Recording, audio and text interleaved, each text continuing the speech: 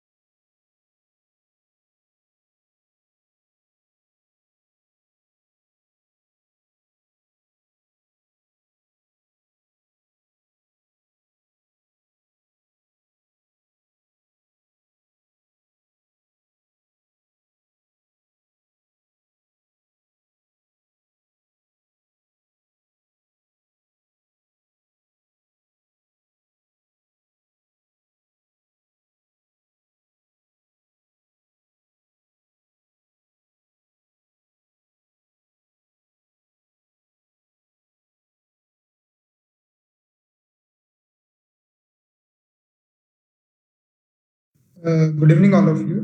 So I guess we can start now. Guys, any doubts do you guys have in the previous session, whatever we have taken yet?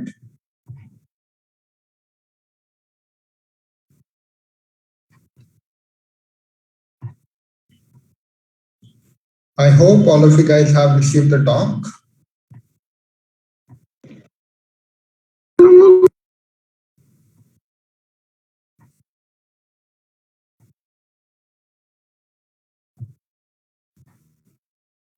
Sir, I have just joined. Can I know what? Till now we haven't started. We are going to start now. Okay, sir. Thank you.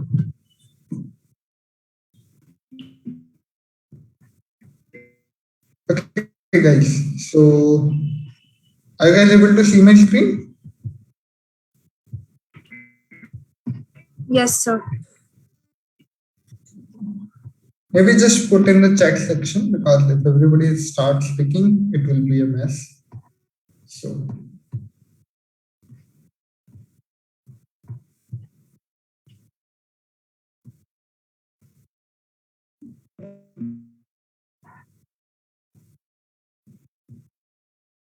okay, great.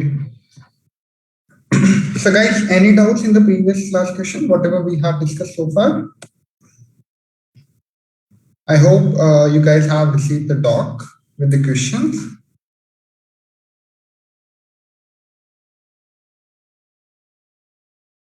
Okay, you haven't received the doc.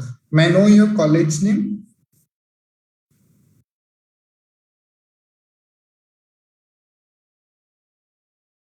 Okay, MVSR.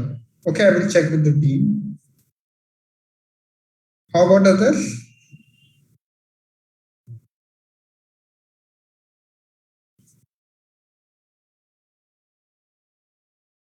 Okay. Apart from the MVSR college, who haven't received the doc, just specify the name of your college. I will check with the team that have you shared it with Sir, even I didn't receive any document. Okay. Then I will check with the team. or maybe you will receive it by today itself. I will tell them to share with you the email. Okay.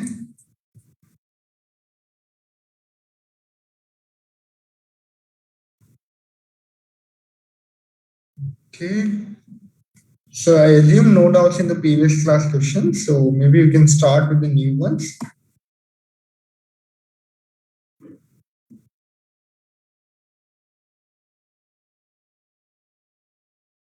Okay, let's try to answer this question.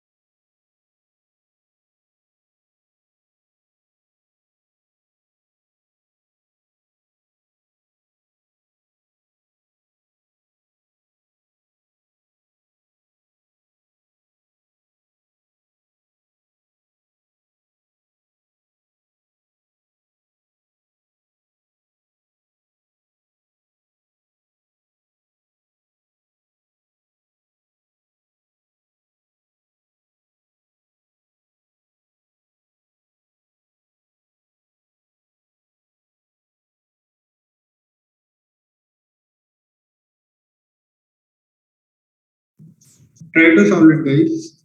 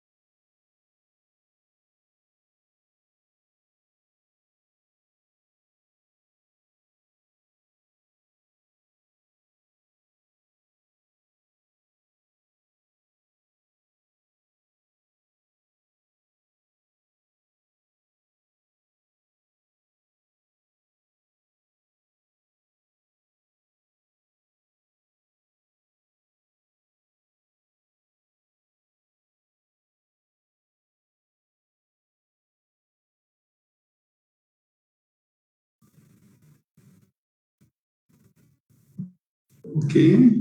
32 India, 27 Australia, 18 England, 11 South Africa. Okay.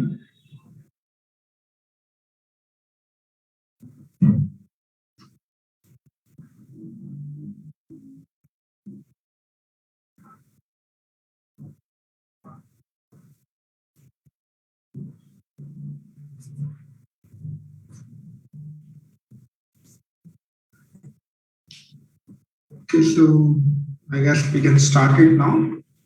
So we have defined a function with the name of a process which takes a parameter as a stack. Okay, output stack we have created a stack of 5, which is an empty stack we have created of 5 elements, 1, 2, 3, 4, 5. while not input stack is empty.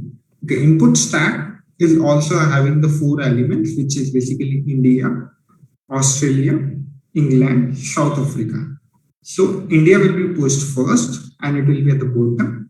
Then we have pushed Australia. Then we have pushed England. And then after that we have pushed South Africa. So it's this in this order we have pushed. Now, while not input stack is empty, until unless the input stack doesn't get empty, we need to pop the elements. And what is the popping condition we have? Temp is equal to the input stack dot pop. So let's say I pop South Africa first, as this is going to be the first element. For I in temp, count plus 1. Okay, count we have initialized with the value 0. So for I in temp, and the temp value is equal to the South Africa. So basically, what it's gonna do, this for loop basically iterate through the length of the variable, whatever we have. So the very first element we have is the South Africa. How many characters are there in the South Africa? So it's 5 and 6, that is 11. So that would be like for I in temp, count plus 1. And how many times we are going to iterate this? 11 number of times. So the count value will become 11 for the first number of times. Now, after this, once this for loop gets executed, we will put inside our output stack. So the output stack dot push string count, whatever count we have. So it will be, we are just typecasting over here. Okay, typecasting of a string count that would give me 11 plus whatever the temp we have. And what was the temp value? That was the first element that we extracted from the pop. So it would be a South Africa. Okay. Is my voice audible to others?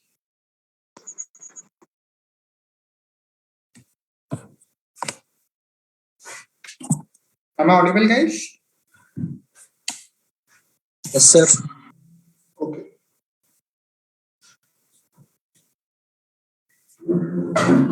Give a moment.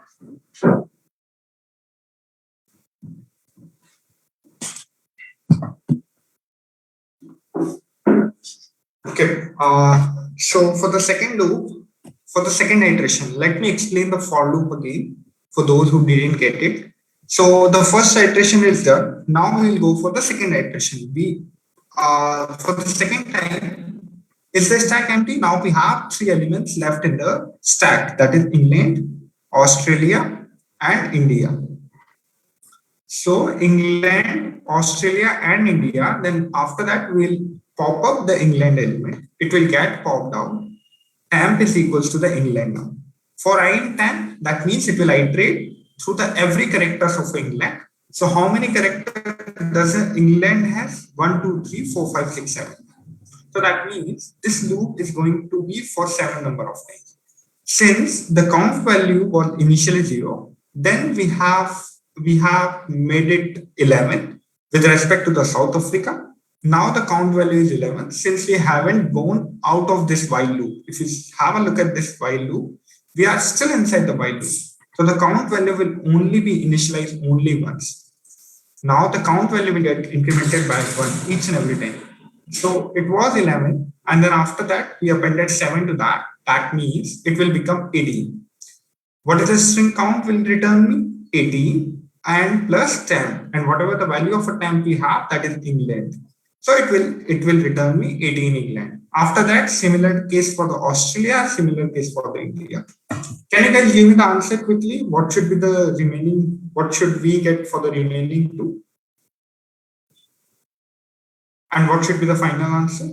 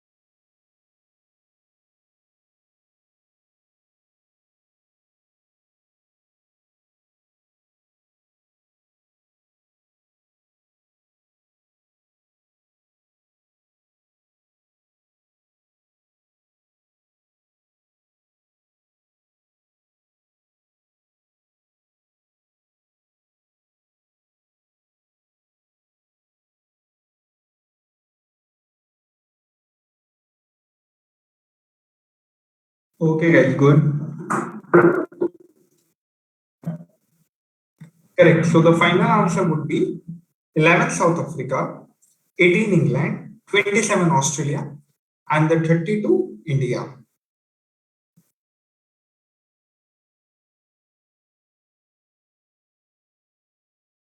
Why aren't we being taught from the basics? How many days do you guys have for the exam? I believe the basics were already covered, right?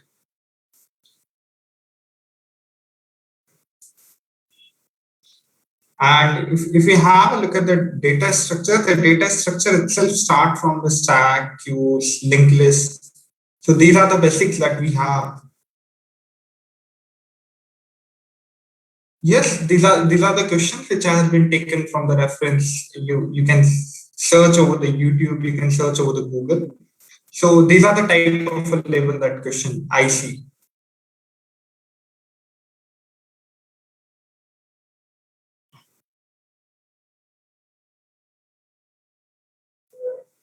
Okay.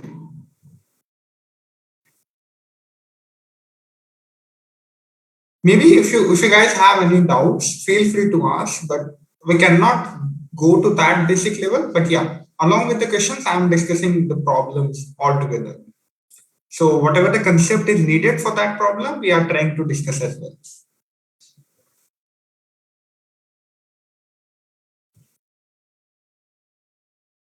Okay. How 11, 18, 27, 32 have come?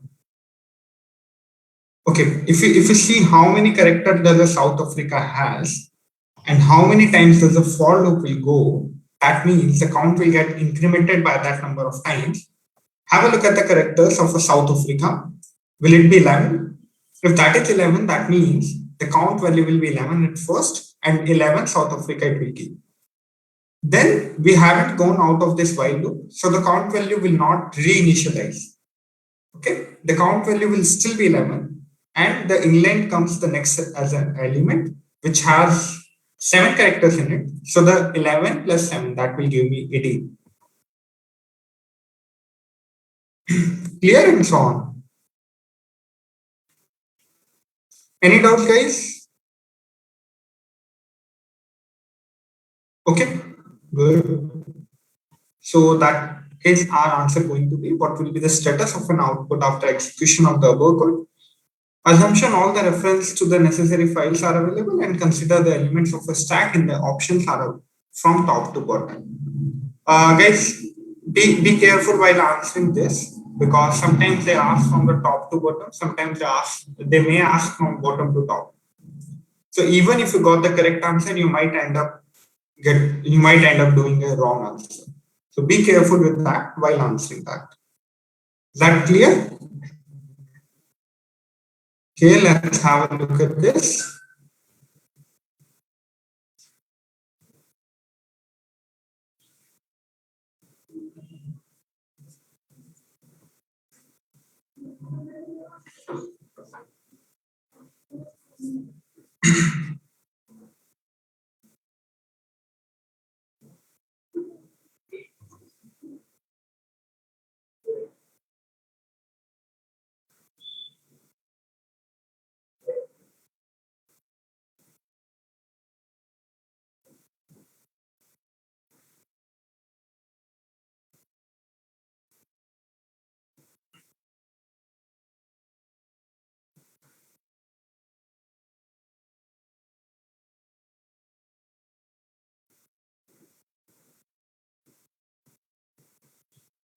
Okay, algorithm 3. Okay.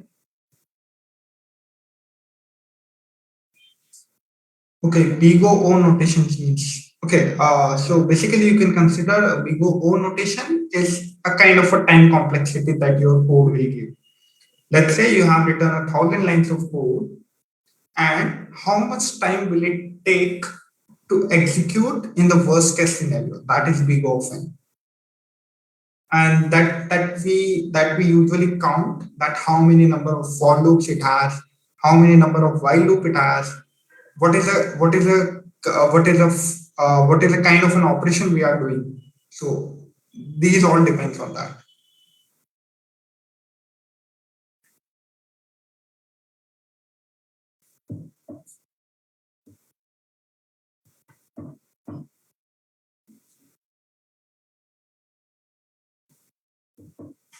Okay, good.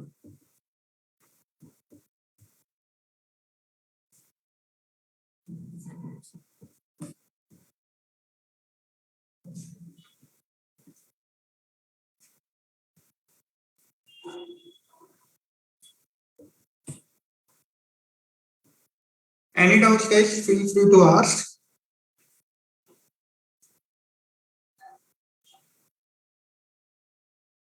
Okay, good. So maybe we can start. Peter has come up with the four different algorithms. That means, let's say we have four persons and A, B, C, D have written their code. Okay, with the different step counts as shown to solve a problem. So basically, I have given you a problem to the four students, and the four students come up with the different solutions. Now I want to check that which code will get executed fast. How I'm gonna check it? So there should be a way. Either I compile it and check how much time will it take if I give the same output for all the codes. Okay. And there is another way to do it. Just by looking at the code, I can tell, okay, this code will take less time and this code will take a more time. So the time complexity is a way to measure it. And we got the time complexity as a log n. For the first algorithm, log n plus 2 raised to the power n plus n factorial. Okay, the easiest way to do it, you can just put the value of any value of n.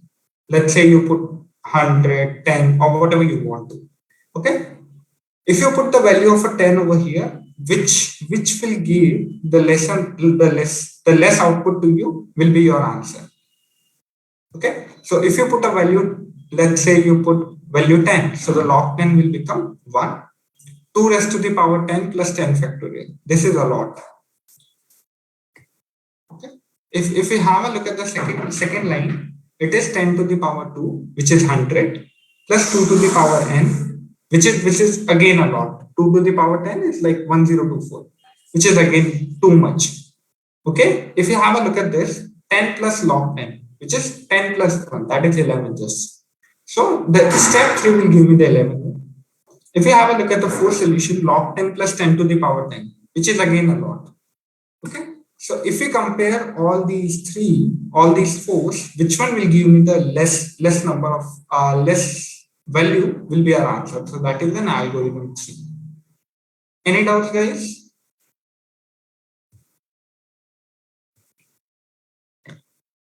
Okay, good. So I hope that what is a BIGO, what is the time complexity we are having, it's clear for you guys.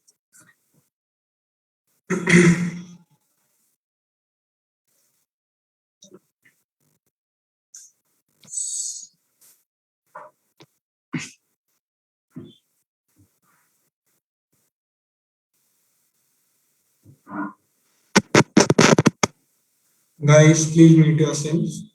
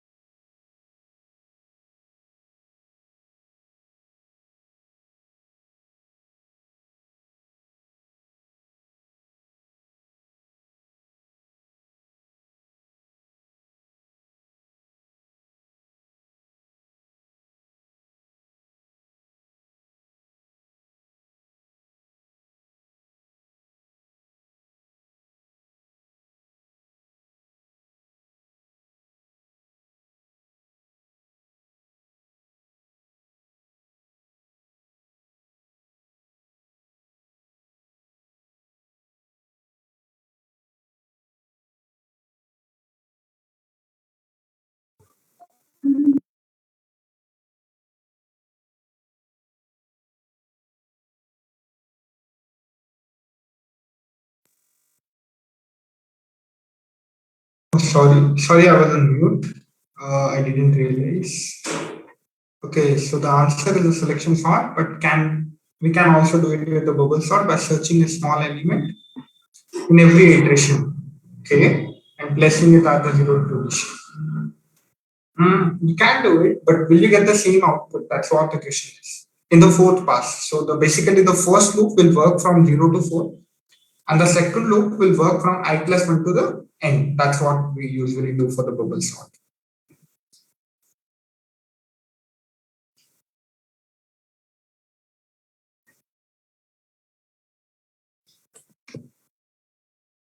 Okay, so let me just briefly explain it to you how the sorting algorithm works.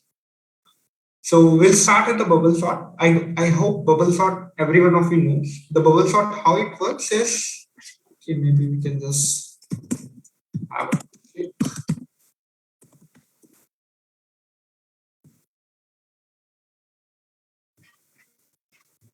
Okay. So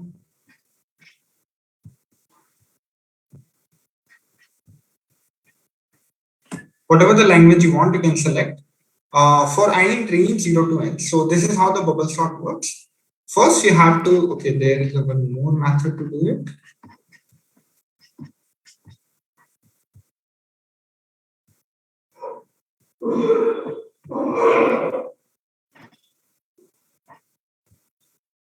Okay, so either you can go with this approach, or what you can do is, for I is equals to 0, I should be lesser than n, I plus plus. For j is equals to I plus 1, j should be lesser than n, j plus plus. If array of I is greater than array of j, this is also you can follow, or you can follow these as well. Both will give me the same output, but this is a kind of a way to optimize the code. Okay. So how a bubble sort work is, it will take your first element, compare with the remaining ones, then go to the second element, compare with the remaining ones. If you have a look at the selection sort, okay, so what it does is selection sort, let's have a look at this example itself. So we have a 91, we have 68, we have 12, we have 83, 72, 3, 47 and 65. These are the numbers we need to sort out. Okay, if we go with the selection sort, how exactly the selection sort works is, it will go to the first index, okay, and check for the remaining each and every index, what is the maximum element, what is the minimum element that you are getting. Okay, so what is the minimum element we got? If we have a look at these numbers, what is the minimum element? 3. So at very first position, it will replace these two elements. So the 3 and 91 will get replaced. First iteration. For the second iteration, it will not include the 0th index element. It will go for the first index element and check for the remaining elements. What are the remaining elements we have? That is 12. Okay, what are the remaining elements we have? 68, 12, 83, 72, 91, 47 and 65. What is the minimum element you guys see in that? That is again 12. So the 12 and 68 will again get replaced. Okay, so 3 and 12 have been done. Now after that, we'll go for the next part. 12 is not there anymore. We have 68, 83, 72, 91, 47, 65. What is the minimum element you guys see in this? 47. 47 will get replaced with the second index, and so on for the third index as well. So the next element will be get replaced with the 65, and the 65 and 83 will get replaced. So the 83 will come over here and the 65 will go over here. Is that clear, guys?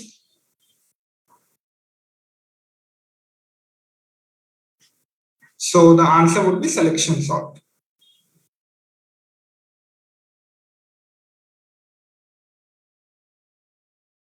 Any doubts?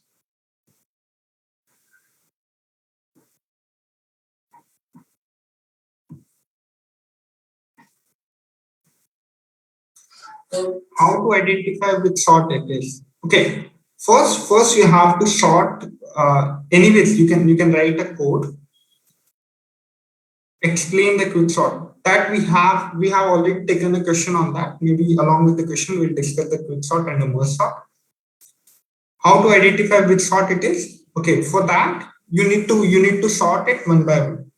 just do the iteration one after the other. Let's say first check for the global sort.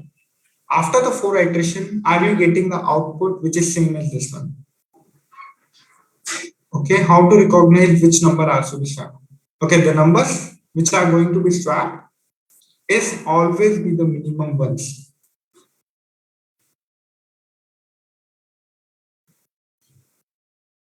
Okay, if we have a look, first we have replaced 3, then 12. Okay, and one more thing, you can identify sorting from here as well. After the 4th iteration, you get first phone number in the sorted order. Okay, and the remaining numbers may or may not be in the sorted order. We don't know about these. That may not be, but the first 4 numbers are in the sorted order. In the selection sort, it will always gonna happen.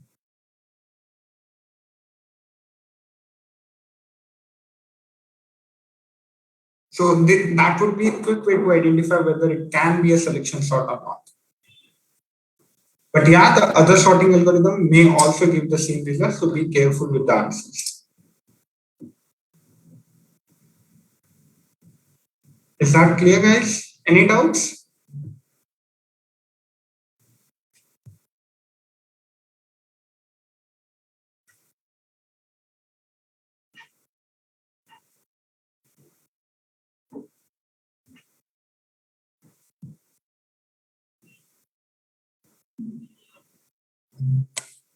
Am I audible, guys?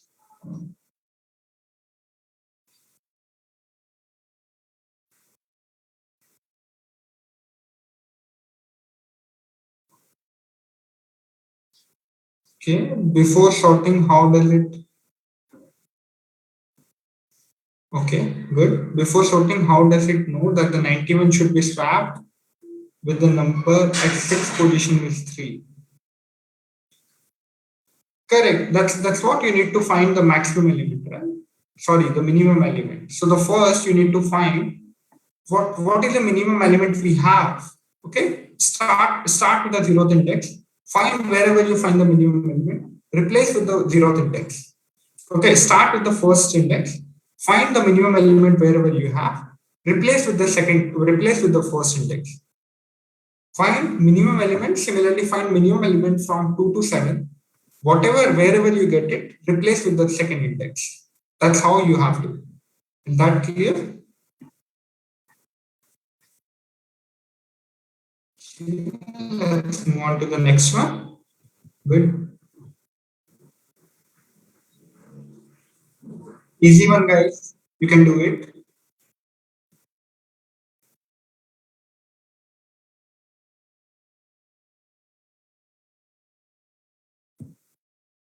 Not always with the second element, you need to compare with all the elements. Okay, let's say I have given you an array of 5 elements. Okay, find the minimum element very first in that. Let's say I have given you 10, 20, 30, 40, 50, or maybe in the reverse order. What will be the minimum element of all of these? 10. So the 10 should be placed at the 0th index in the first iteration. That's what your goal has to be. Now, once you have fixed that the 10 is at the 0th index I got, now forget about the 0th index. Start from the first index and try what is the minimum element we have. Now the 20 will be the minimum element. Put it at the first index. This is how you have to do.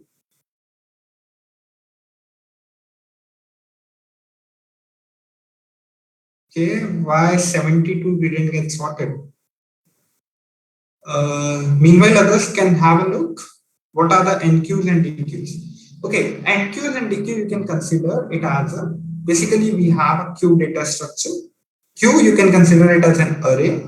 Okay, so when we say NQ, that means putting the values inside the queue, and the queue is nothing worth less than array. So what you can consider it as a, just putting these values inside the array. Okay. And the DQ is a vice versa, removing the values from the queue.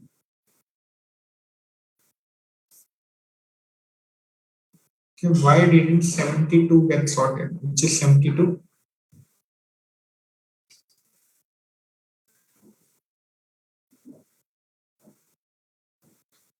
Okay, so for the 72, because we have iterate only till the fourth pass, right?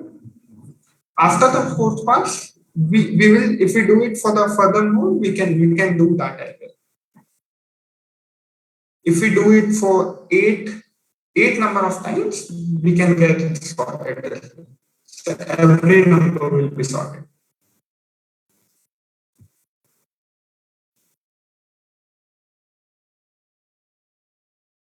Okay, 31. Okay, good.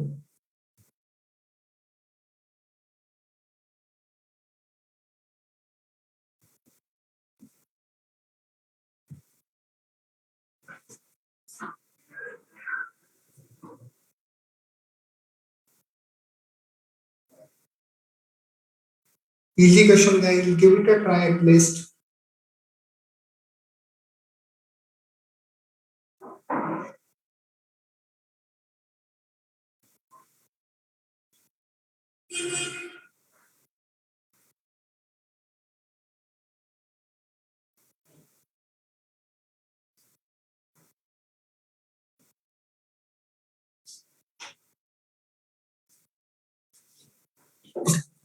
So let's start with that.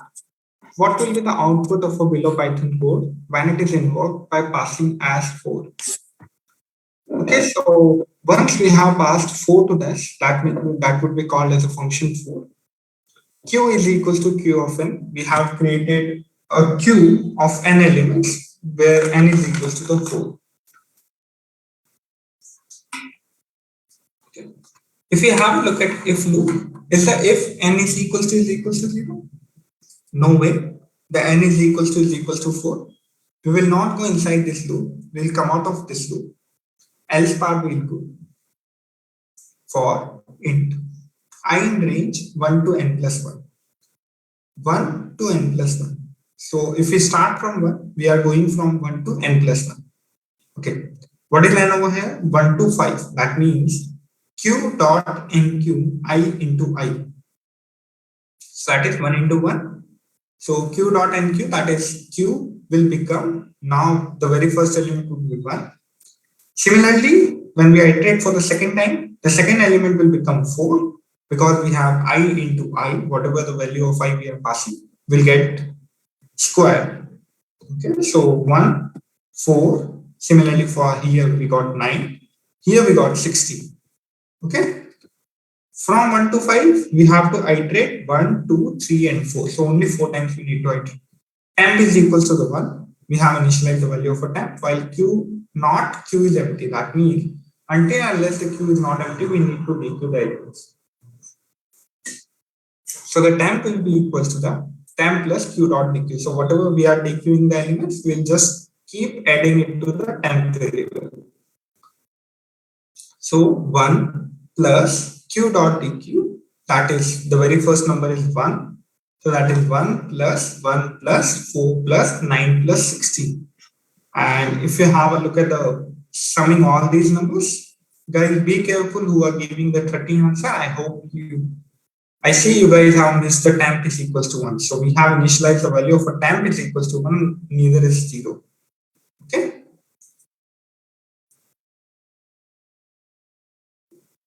Any doubts, guys?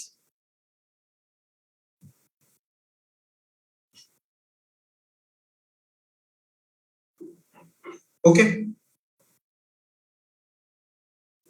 Guys, this is also I want you guys to solve.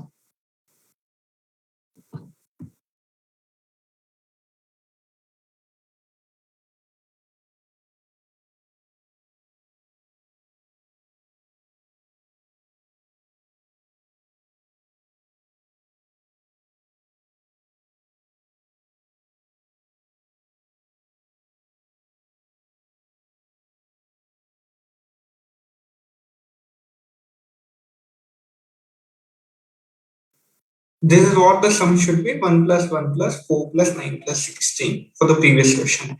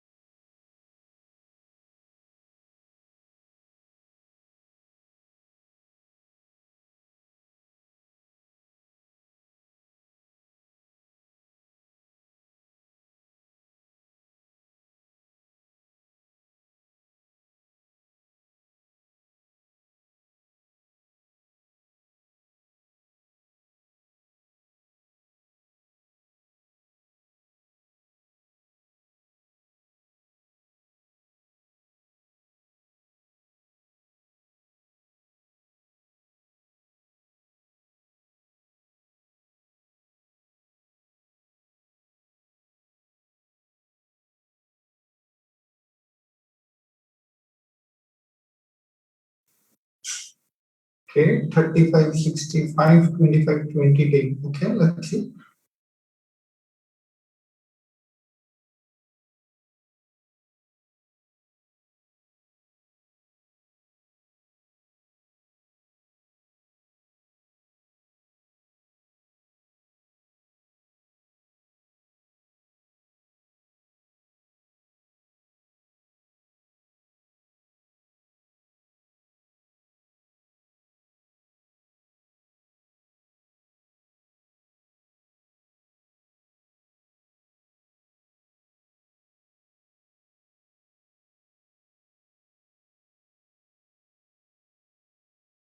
Okay, 12, 17, 6, 10, 9, 7.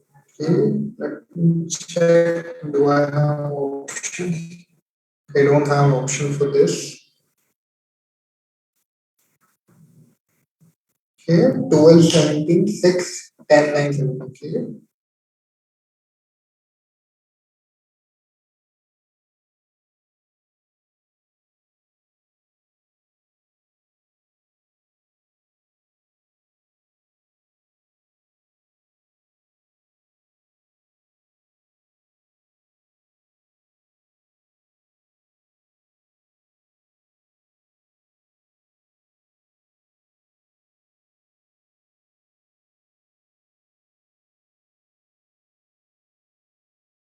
Okay, so let's start.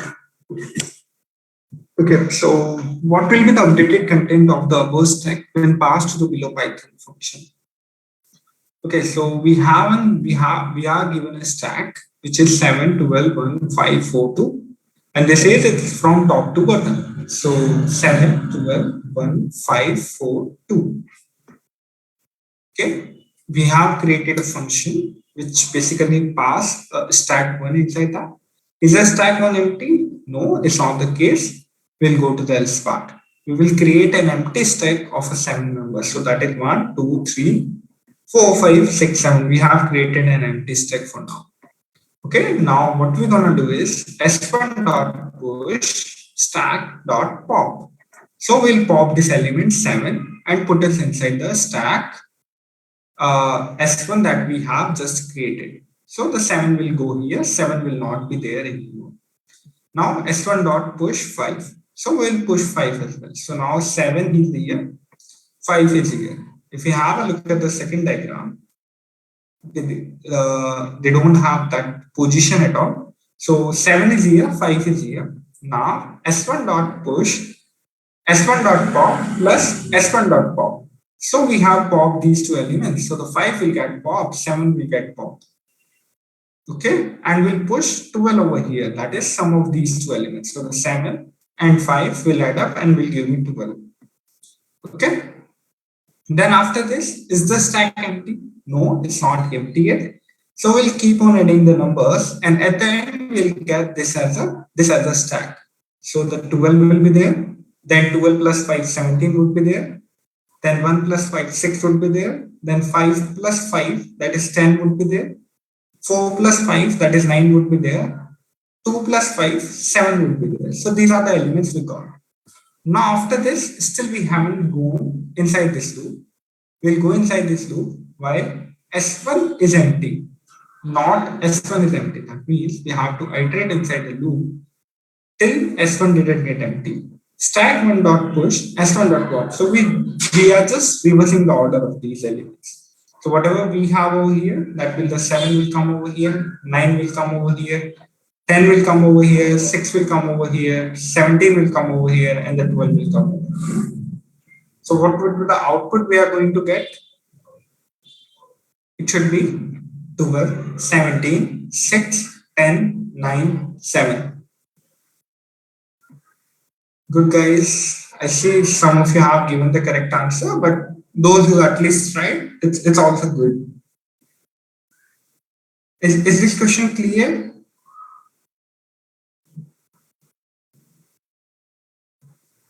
Do let me know if you guys have any doubts. Okay, good. Okay, so this is a question on the merge sort. Let's see how many of you can do it.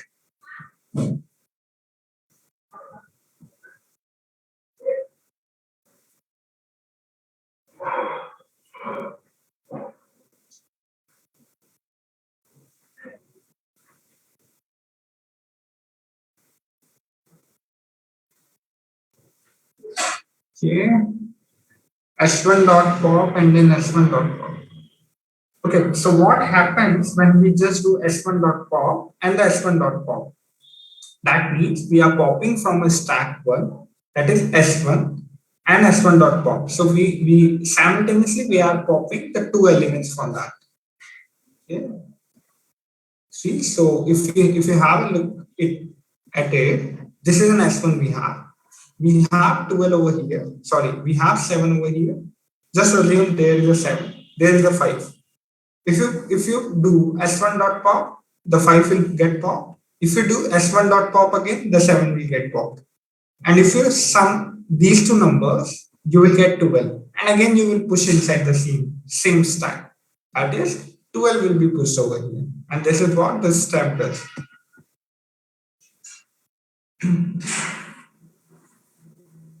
Good.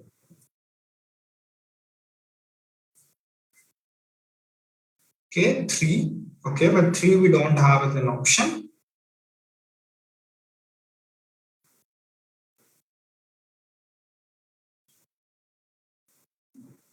Okay, 5.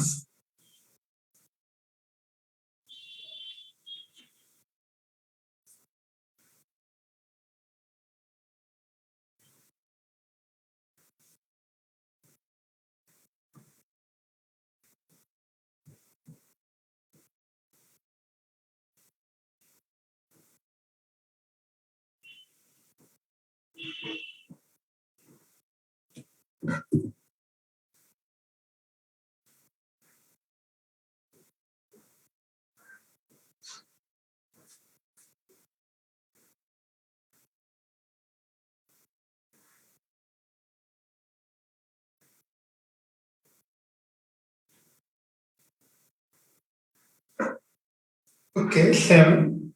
Okay.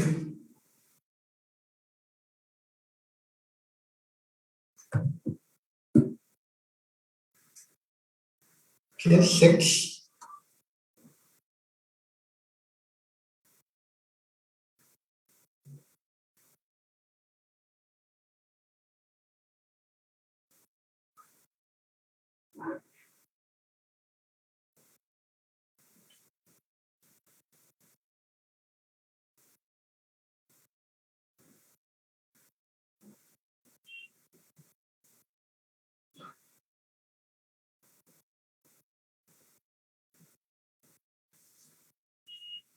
Okay, maybe we can discuss it now. So this is how the merge sort works. What we have to do in the merge sort: 43, 89, 15, 29, 7, 25, 0, 99. These are the elements we have. Okay, we need to apply a merge sort. So we'll break these elements. First, we'll break 4 cross 4. I mean, array of 4, array of length 4, and the array of length 4. That means dividing the whole list into the two parts, then again dividing the whole list into the two parts. And we have to do that process recursively. So at one point, we'll reach to this iteration. I haven't taken the photo of the above ones. So at this stage, it will be here. So we have taken these elements 43, 89. Then we will be having a 15 and 29. And then we will be having a 7, 25. Then we will be having a 0 and then 19. So these are the 8 elements that we will be having. Okay. Now the question says, how many times the list will be merged? So how many times the list will be merged will be taken from here. If you merge these two elements, it will be 43, 89. First iteration, second time, third time we are merging it, 4 times we are merging it. Okay. Now we got a list of 2 elements. Okay. Considering that the elements, whatever we are merging, should be in the sorted order. If not, we'll make it. Okay. So the 43 and 89, these are not sorted yet. 15 and 29, these are sorted. 43, 89, they itself are sorted. So first we will take this up. So this will get merged. So that would be a 5th merge. Okay, after this, that would be a sixth merge. So if we say 0 and 99 are sorted, 7 and 25 are sorted. But if we directly merge this, they are not sorted. So first, we will see what are the elements is greater. On the basis of that, we'll merge these list. So 0, 7, 25, 99. And the same logic, the merge sort works. Okay. Then after that, there would be a last iteration, which will be a seventh one, in which we'll merge all the elements and we'll get the sorted output. Okay. Along with this question, may I know what would be the time complexity for the merge sort in the worst case scenario?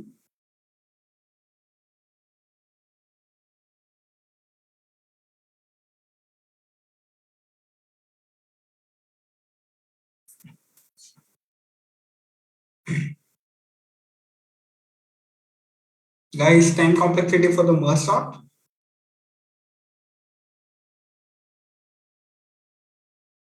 Okay.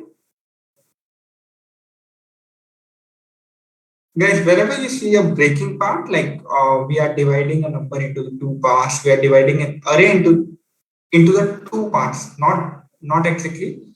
So whenever we see like this, there should be a login term complexity included in the time complexity. Okay. If you see like we are just recursively dividing a number by two, that means a login time complexity will definitely be there. Along with that, there should be n square, there should be n cube, there can be anything, but login would be there. So if we talk about the time complexity, it's big of n login, correct?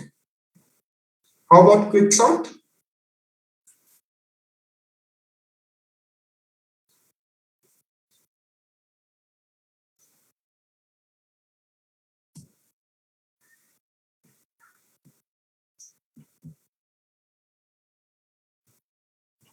Okay, okay, good. So just for those who doesn't know, the time complexity for the merge sort will be n log n. Is that clear, guys? Okay. Consider the given code below. Which of the following function call will execute successfully?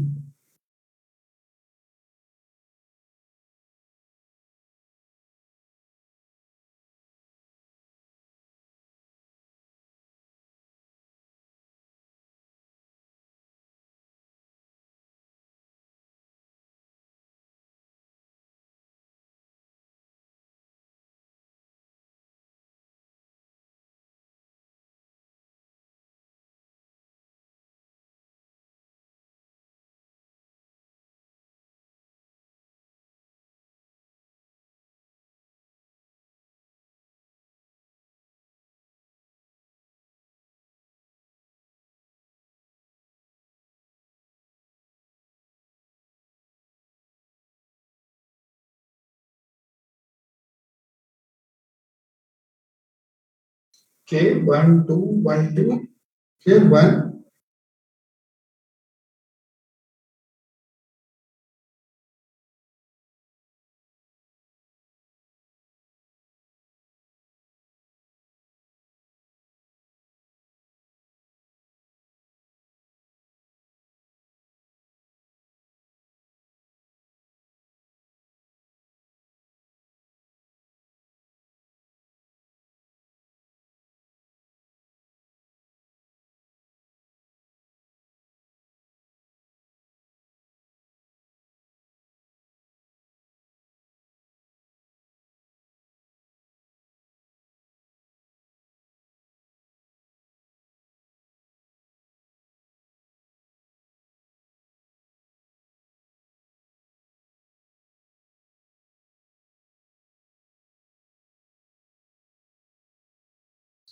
Okay, 1. Okay, so let's start with this. Yes, enough discussion on that. So we have an info variable, sorry, we have an info function name, which basically takes three arguments, name, number of seats, and star marks. Okay, when I say star marks, that means it can take any number of arguments. Whenever someone placed a star in front of any variable name, that means it can take either 1, 2, 3, or any number of arguments. So which of the function we call will get executed successfully? Info John, we have number of seats is 350, marks is 21. Will it get successfully executed? Yes. Okay, info John, will it?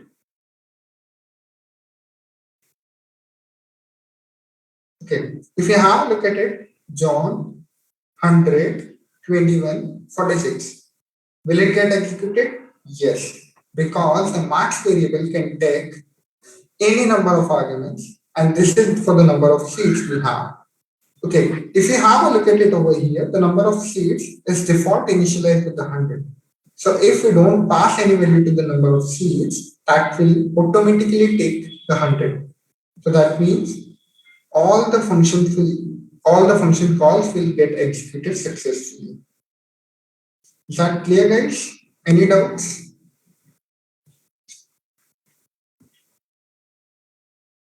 If it takes any number of values, then while executing the function, which value will it consider? Okay, if it can take any number of values, then we need to differentiate over it. We can mark it as, we can run a for loop over this marks variable as well. Okay, we have some other questions on this topic as well. So maybe we can have a detailed discussion over there. Correct. So while adding up, while subtracting any operation we are doing, it would be kind of an array that you are passing inside the function.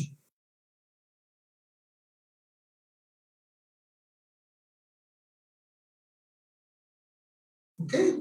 Number of is already initialized with the 100, right? Yes, that they are initialized with the 100. If no value is given, that would automatically take it as 100.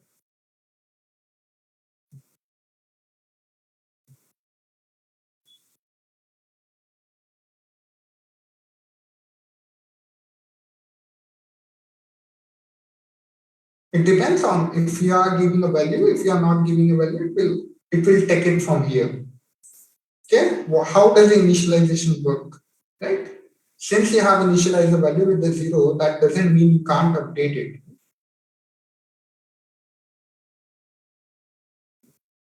Okay, any doubts? Any more doubts, guys? Okay, a bit tricky question. I guess would be a new concept for all of you guys. So maybe you guys can have a look.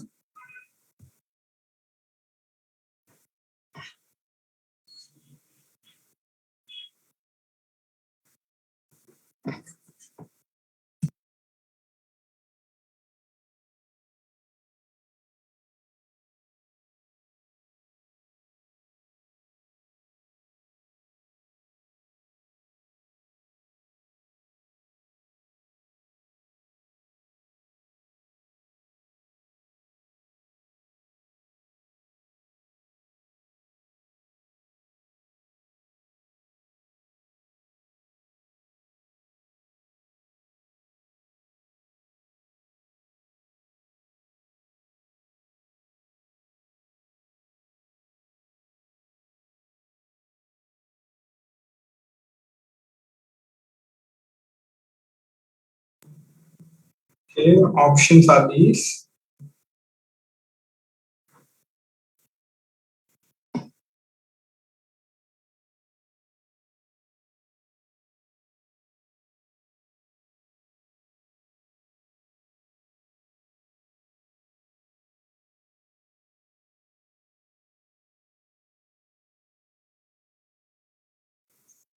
Okay, so let me give a brief about this question, that how you should be approaching it. So whenever we do a testing for a particular scenario, what exactly we want is to cover is every scenario should be covered in that scene. Let's say I ask you to test, let's say how you drive a vehicle. Okay, I ask you to give me a test drive or something like that. So what I will check is the brake working, is the clutch working, is the accelerator working. I will check all these three, right? We cannot just check two and can claim that this car is okay, right? So we need to check all the conditions, whatever the possible cases are there. Okay, and it should not be redundant conditions. That means again if I ask you to check on the clutch, and again you are checking on the clutch, so that shouldn't be the case. if you want a logic code coverage technique over there. Okay, good. C. Okay.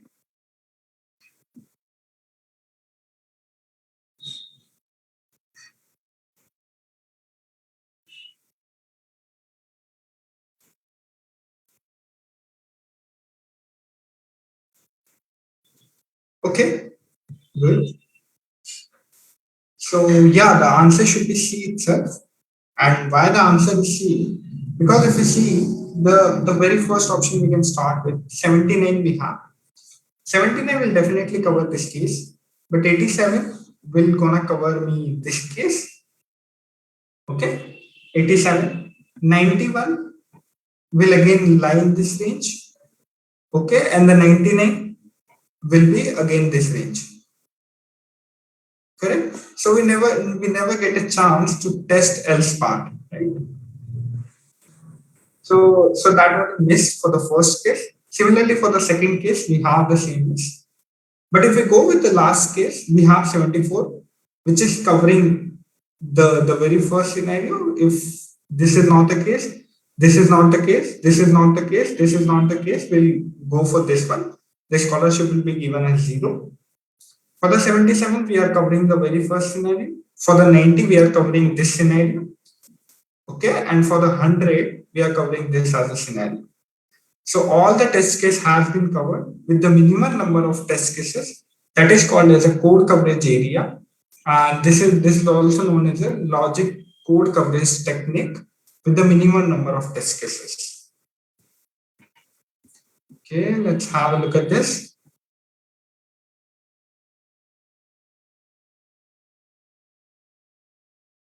Have we discussed this question?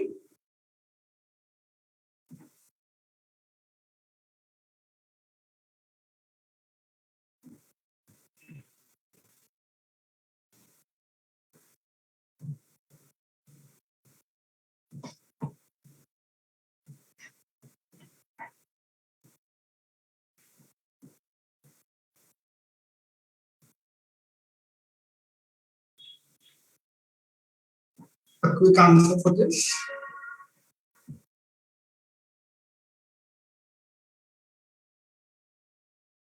Okay, previous problem. Okay. Okay, so what a code coverage technique is, basically you need to cover each and every if else statement, whatever is written over there. So if you have a look at the options, what the option says is, if you have a look at the first option, 79, which definitely covers this scenario, that is the previous year percentage is greater than 75 and it is lesser than 85 as well. But where it covering the scenario when the percentage is lesser than 85, 75, sorry. So it should ideally it should have a test case which has a percentage lesser than 75 as well. So if you see this option is excluded as it doesn't have a percentage which is lesser than 75. This option also doesn't have, but this has. So this we'll check for the others as well that each and every condition should appear once. Is that clear now?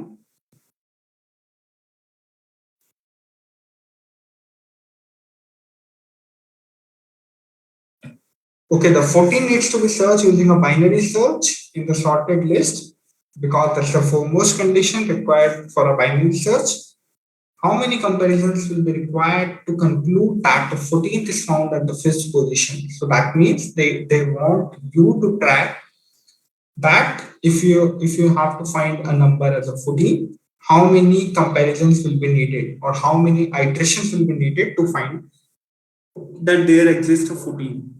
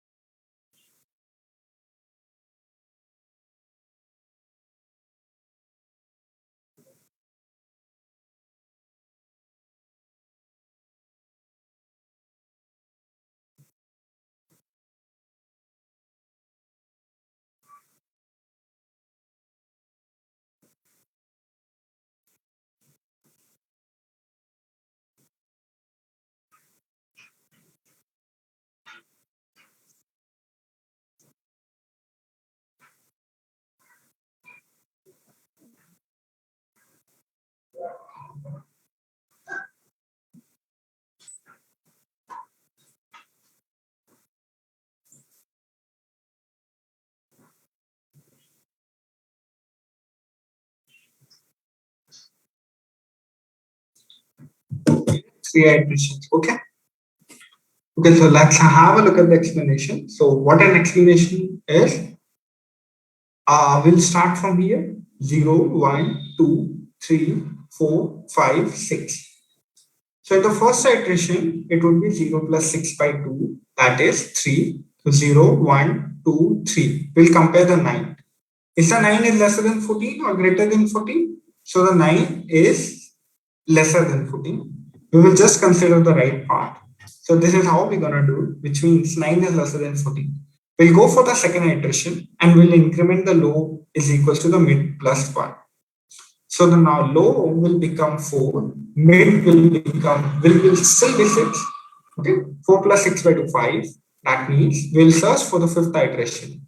What is the element present at the fifth position? So 0, 1, 2, 3, 4, 5, which is 19. Is the 19 is equals to 14? No. Is the 19 greater than 14? Yes. So that means we need to again increase the low by 1.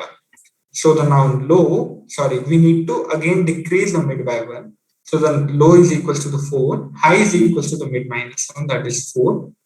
Low, okay, high plus low by 2 is equals to the mid. So the 4 plus 4 by 2 is equals to the 4. And in the third iteration, we'll get our final output. Is that clear, guys?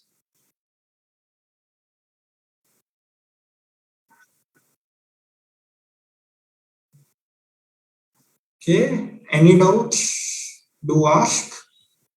Okay, how about the third iteration? Okay, the third iteration would work like low is equals to the 4, that is we got from here. Since the 19 is greater than 14, the high value we need to reduce. So the high value will become the mid minus 1. What is the mid before? That is 5. So the high is equals to the 5 minus 1, that is equals to the 4. Now the updated mid value will be 4 plus 4 by 2, that is again 4. We'll go for the fourth index, 1, 2, 0, 1, 2, 3, 4. And we have a 14 over there. So the 14 is a match for us and 14 is equals to the 14.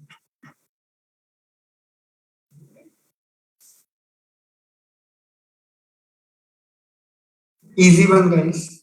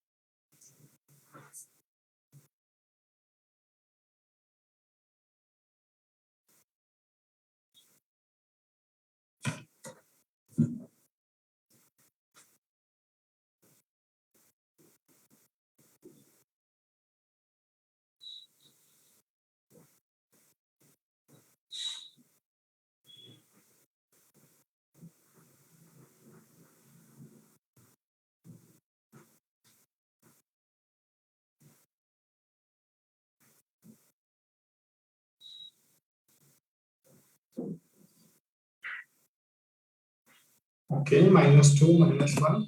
2.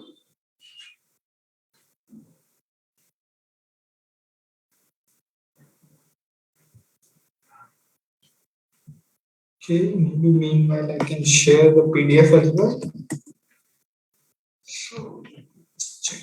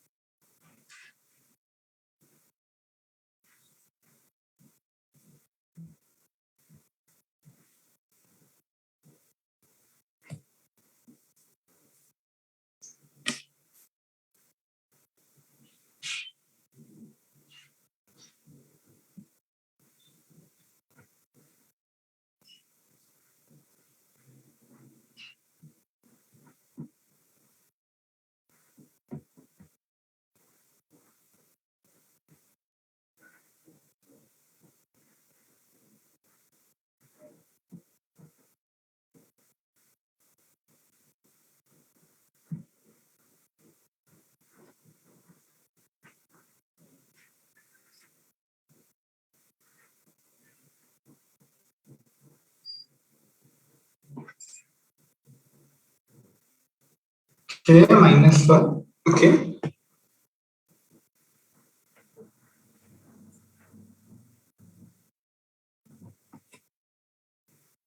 Okay, so I hope you guys have received the PDF. Maybe you can just download it and keep it for you guys. So that would cover the last class and some questions of today's class as well.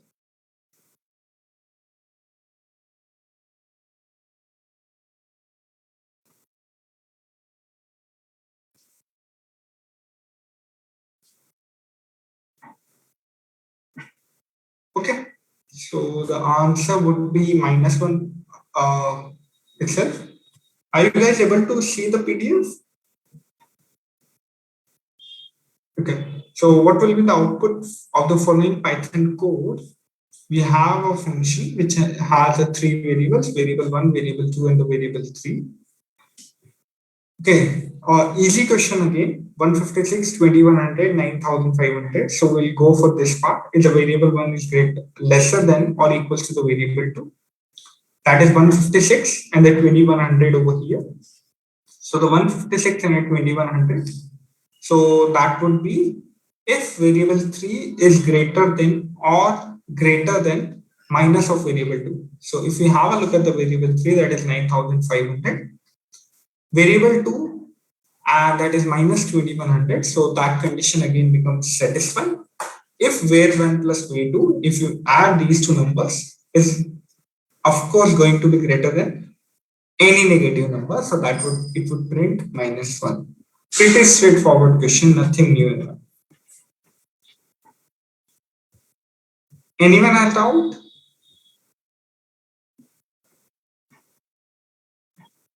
Just you need to be careful that the negative number is greater than the positive number always.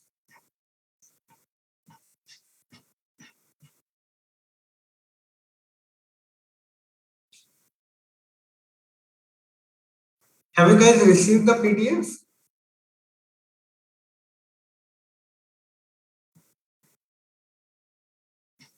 Okay, good. Maybe you can download it and keep it for the further reference.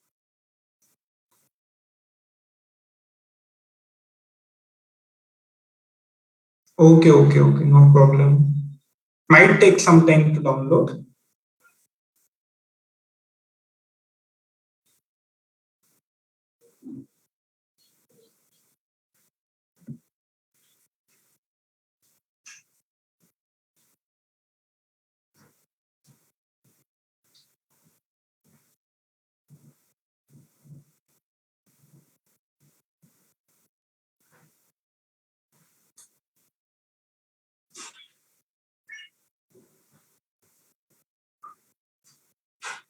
Okay, 16.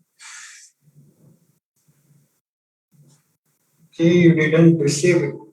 Just check the chat. I have dropped into the chat section, so you can just download it from there.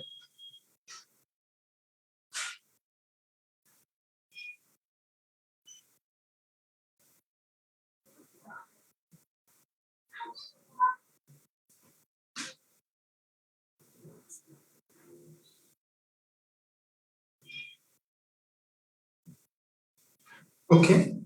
Again, a pretty straightforward question. Once again, why is that not downloadable?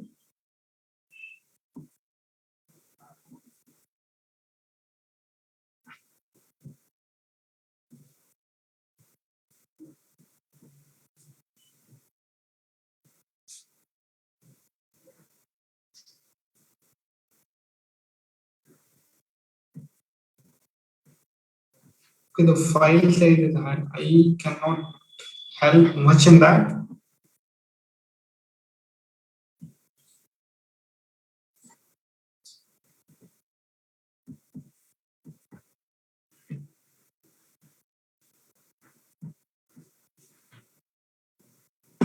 Okay. Okay, there is no indentation. Correct. Python should have an indentation. It should be written on the right side of that. But ideally, they haven't properly written it. Okay, good. So 16, correct. 16 is the answer. And how exactly are we going to do that? Let me discuss it over here. So the definition function num, if num is lesser than 1, in that case we are passing it as 8. So it will return me 0 if the num is lesser than 1, but this is not the case at the first iteration. Okay, maybe we can have a look at the pseudocode, it will be quick. So 8 is lesser than 1, that is false. Then after that we have a line which says num modulo 2 is equals to 0. Is the num modulo 2 is equals to 0 is the true statement? Yes, it's a true statement. So we'll go return fun num minus 1. So what would be the num minus 1? It will recursively call the fun 7. Now we have the fun 7. Again we'll go inside the loop. Is it lesser than 1? 7 is lesser than 1? Not at all. 7 modulo 2 is equals to 0? No, it will go to the else part. What is the else part we have? So if 7, what is a num? Num plus fun of num minus 2. So it will call the fun 5 because the num value was 7. 7 plus fun of 5.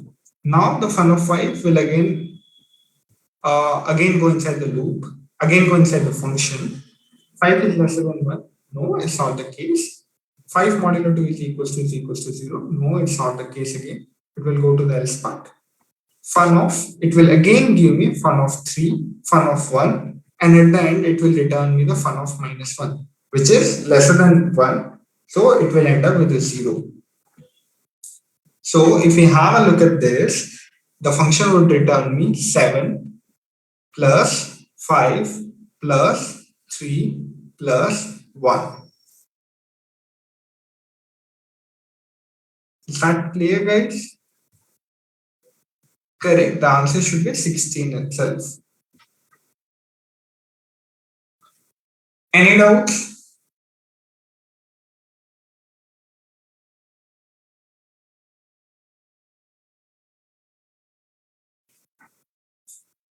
No, maybe we can move on to the next. Guys, a quick one.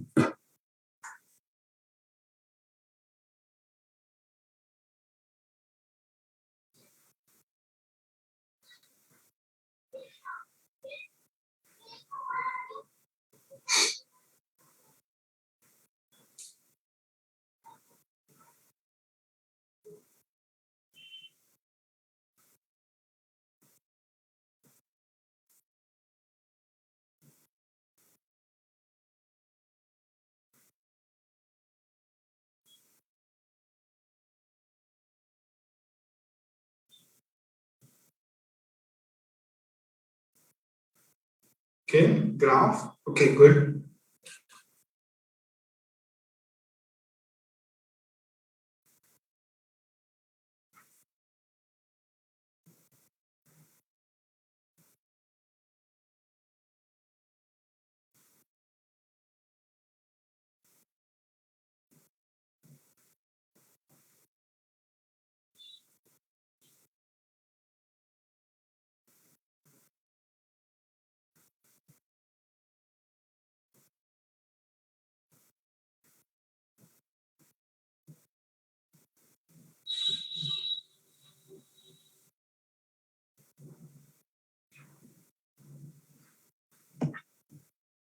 Okay, options. So these are the options.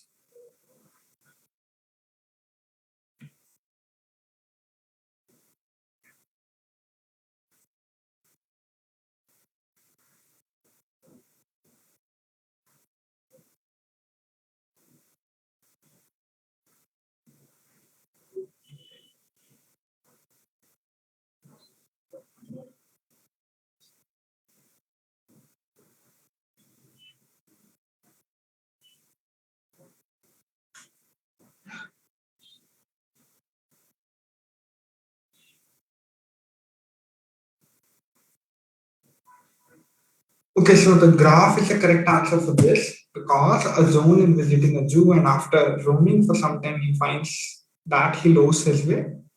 So basically, the graph, everywhere we are using a graph, even if you see a Google map, they are also built on the top of the graph. So the tree could be the answer, but tree is also a subset of a graph, you can call it. Tree has some restrictions, whereas a graph is a wider variety of that. So the correct answer would be the graph. And he's just roaming here and there. He remembers the main ice creams and a landmark. So they are just telling a story by which you need to predict that which data structure which suits it's a move. Okay. So let me just reduce the file size and share it again so that everyone can access it.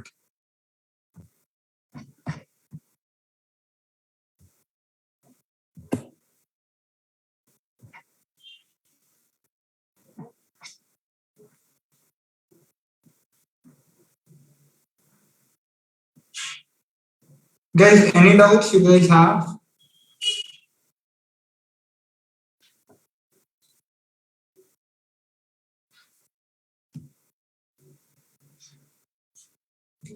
It's a pro version.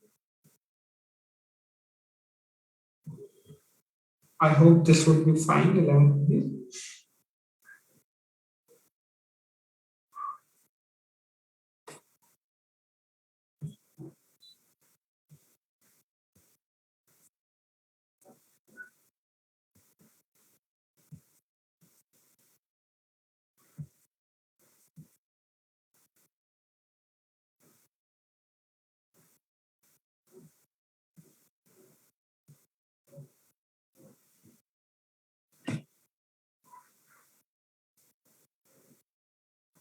Okay, so you guys should be able to access now.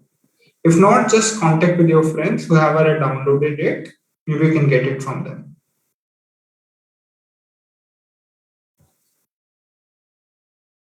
Any doubts, guys?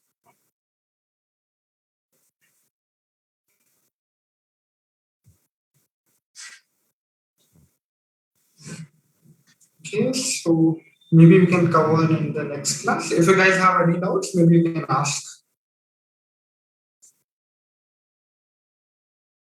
Okay, guys. One more thing, like if you guys see any previous year questions or whatever, wherever from wherever source it is, and if you guys see any difficulty in understanding the question, maybe you can reach out to any of us. Either you can reach out to the mentor or me itself.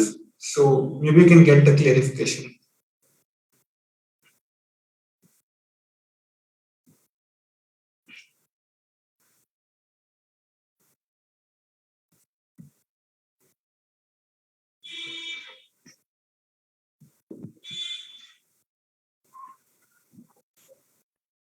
Any doubts, guys?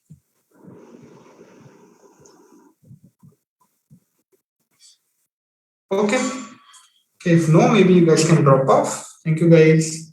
Have a good day. Bye bye. Sir, excuse me, sir. Yeah, Sir, yeah. two files are shared now.